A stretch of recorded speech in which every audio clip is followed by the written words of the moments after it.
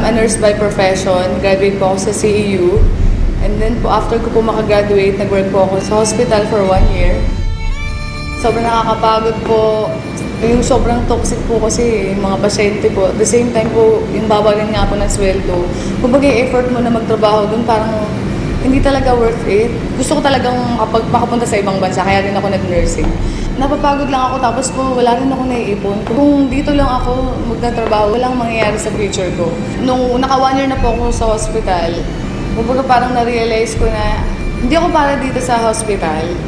Hanggang nag-work ako, nag-apply po ako sa bangko. Kasi nga medyo mas mataas ang sweldo. Ang hirap-hirap magbilang ng perang hindi sa'yo. Milyon-milyon po araw-araw ang binibilang ko. Pero parang sabi ko, kailan kaya darating yung time na sariling kong pera naman yung binibilang ko. Sa araw-araw po na pagtatrabaho ko sa bangko, aga-aga ko pong gumigising and then late, sobrang late na po ako umuwi. Tapos wala pang 500 yung kinikita ko sa isang araw. Kumbaga talagang hindi po talaga siya worth it na pagtrabahuhan. Minsan, nasa-short din ako sa bangko. Siyempre, kailangan mong bayaran yun, di ba? Magkano na nga lang po yung sinasweldo ko sa bangko, tapos kakaltasan ka pa. Wala po talaga ako naiipon. As in, puro po nga po utang talaga. Kasi, yung pong kinikita ko na para sa quincenas at katapusan, inuutang ko na po. Kaya po pag halimbawa sweldo na po, dumataan lang sa palad ko at kailangan ko nang bayaran yung mga dapat ko pong bayaran. Naisip ko, paano na yung future ko? Kapag kung ganito lang ng ganito. Etong negosyo na to, pinagdasal ko kasi talaga siya. Nung after ko pong magdasal, actually, mga ilang days lang namit ko po si Upline Jong Jorge, na isa rin po sa mga Millionaires Club ng Royal. Kumbaga po, sobrang blessing na ma-share sa akin yung opportunity. In-explain niya sa akin yung negosyo. Ang ganda pala talaga ng Royal. At the same time, yung products ng Royal napakaganda at sobrang dami ng produkto. Ang kumpanya, very stable. As in, nung napakinggan ko yung negosyo ng Royal, yung pananaw ko sa buhay, sobrang nag-iba. Sabi ko, meron palang ganitong opportunity. Bakit ngayon ko lang nga talaga pinakinggan? Kasi sabi ko, meron namang opportunity sa Pilipinas, bakit kailangan ko pang pumunta ng ibang bansa?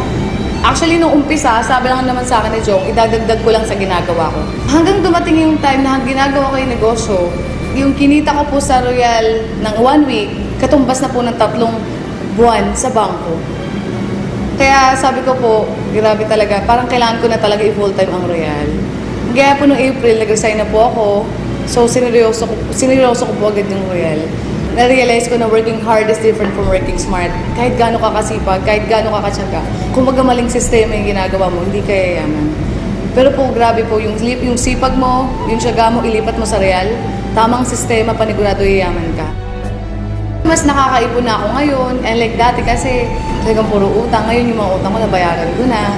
Ngayon sila na yung utang sa akin, gano'n. Noon, gumigising ako ng sobrang aga kasi may pasok ako eh. Ngayon, nung nag-royal ako, gumigising lang ako kapag tapos na ako matulog. After 7 months lang, nakabili po ako ng brand new Ford Fiesta because of Royal Business Club. Kaya sobrang thankful po ako, buti na lang may Royal. Lahat po naging negative sa akin, sobrang naging positive po sila. Yung pera na dati sa bangko, sobrang pagod ako magbilang ng perang hindi akin. So nakakatawa dito sa Royal, sariling pera ko na yung binibilang ko. Doon ko nakita na yung magulang ko po sobrang proud sa akin.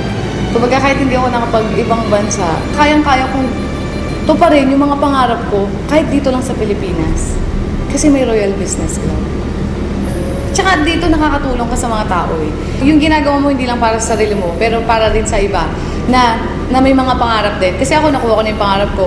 Pero yung mga kasamahan ko na naging part ng Royal, gusto ko rin silang matulungan na makuha rin nila yung mga pangarap nila. Ang sasabi ko lang lalo na sa mga kabataan, sa mga empleyado rin na tulad ko, syempre naging empleyado rin naman ako, na maging open-minded lang kayo. Buksan nyo lang yung puso at isipan ninyo. At the same time, dito hindi naman sinabing iwan mo yung ginagawa mo eh. Ang sabi lang naman ni Royal, idadagdag mo lang sa kung anong ginagawa mo. Kung wala kang dinadagdag sa ginagawa mo or binabago, hanggang dulo wala namang magbabago.